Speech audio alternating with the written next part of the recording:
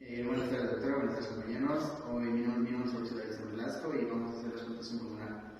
Para empezar, para la explotación pulmonar debemos tener en cuenta el entorno, que tiene que ser un lugar el menos silencioso posible.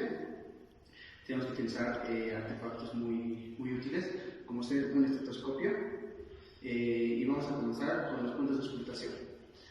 Primeramente debemos pedir al paciente que se quite la ropa para tener una mejor auscultación.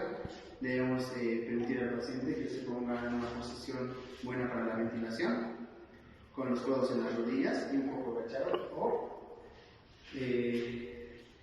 Vamos a comenzar con los puntos de auscultación.